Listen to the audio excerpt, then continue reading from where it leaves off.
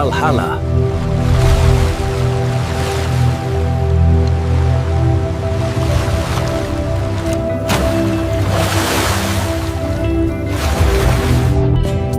In the deep and cold waters of the ocean, where humans are just a tiny grain of sand in the vast universe, large fishing boats still steadfastly travel day and night across the ocean, carrying out the mission of fishing with bottom trawls.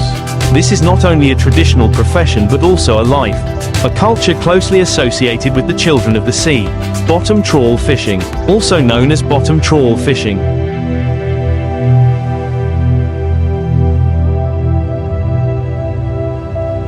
is one of the most effective industrial-scale seafood exploitation methods. But it also contains many challenges, dangers and trade-offs both physically and mentally for humans. The ships serving this method are usually large-capacity ships, from 30 to more than 100 meters long, equipped with modern machinery systems to operate bottom trawls.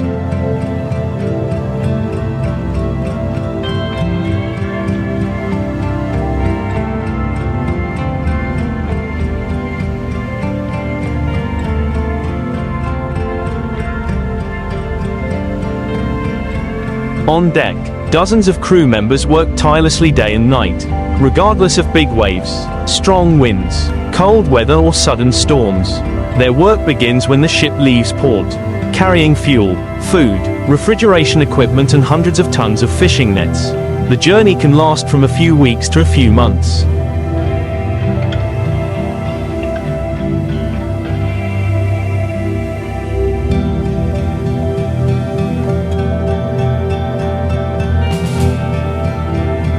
Depending on the target and the area of the sea, bottom trawls are funnel-shaped nets designed to scrape close to the seabed and collect bottom-dwelling fish such as cod, flounder, haddock, pollock, crayfish and many other creatures. When deployed, the net is lowered and dragged across the seabed by the pull of the ship and a system of heavy steel cables.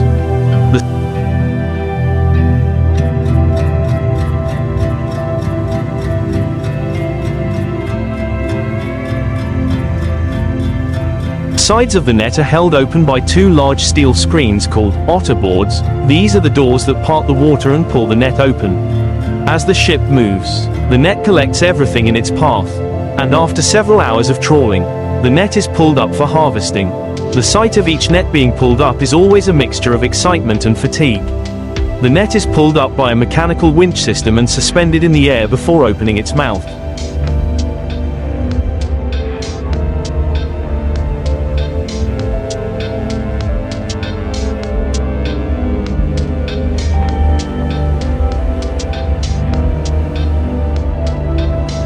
Tons of fish are dumped onto the deck, splashing seawater and blood everywhere.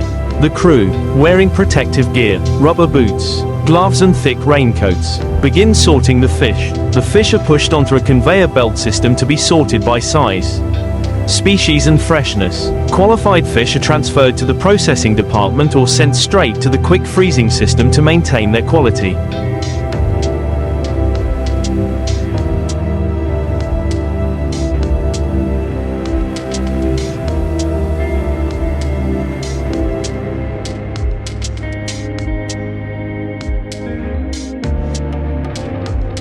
Meanwhile, non-commercial fish, marine debris or unwanted creatures are dumped back into the sea.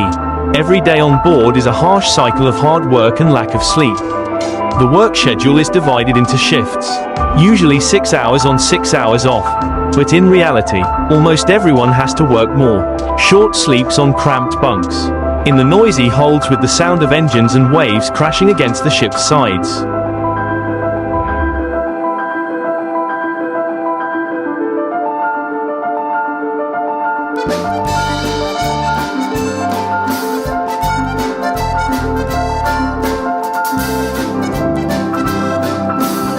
Cannot help the body recover completely. The crew's meals are simple, usually just fish, rice and canned vegetables, sometimes instant noodles or frozen food. But they do not ask for anything more because they have long been accustomed to this lack. The price of bottom trawling is not only physical fatigue. Dangers are always lurking, accidents due to equipment, falling into the sea, nets getting stuck on reefs or big storms causing the ship to rock.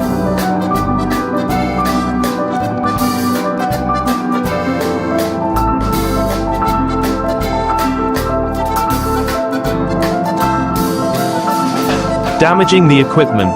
Some people have not returned from their trips. The sea never promises to be gentle, and each time they board a ship, they entrust their trust and life to the ocean. However, bottom trawling is an important pillar in the world's fisheries industry. These ships can bring back hundreds of tons of seafood after each trip. The fish are frozen on board and can be sold to processing plants.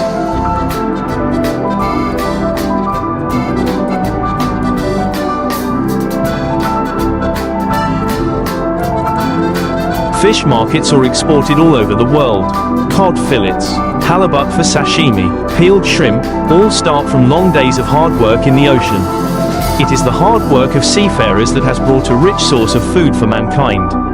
In countries like Norway, Iceland, the Netherlands, Canada or Russia, bottom trawling is part of the national identity. They have modern fishing fleets.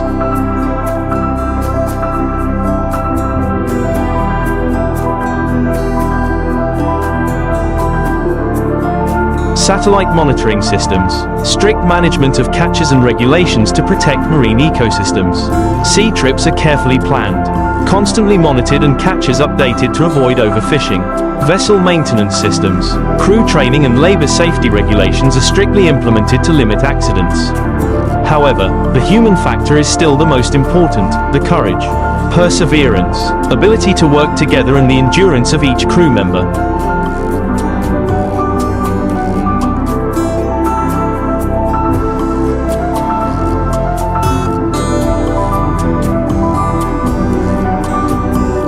In addition, bottom trawling is also one of the controversial fishing methods because of its negative impact on the environment. When the net is dragged across the seabed, it not only catches fish but also destroys the seabed ecosystem, disturbs sediments and destroys coral reefs and seagrass beds. Many environmental protection organizations have called for limiting or completely banning this method in some areas with sensitive ecosystems.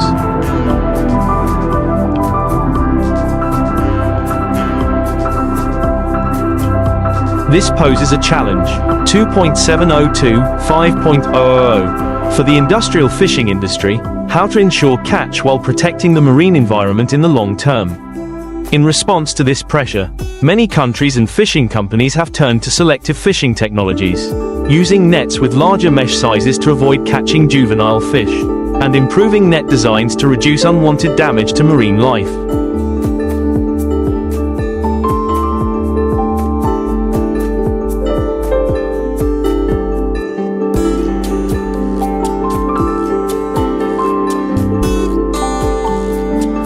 They also use net monitoring devices to avoid restricted areas or biological reserves. Some large vessels are also equipped with sensors attached to the trawling equipment to monitor depth, pressure and towing speed, thereby adjusting to best suit the conditions of the seabed. These efforts, although not able to overcome all the impacts, are important steps towards building a sustainable fishing industry.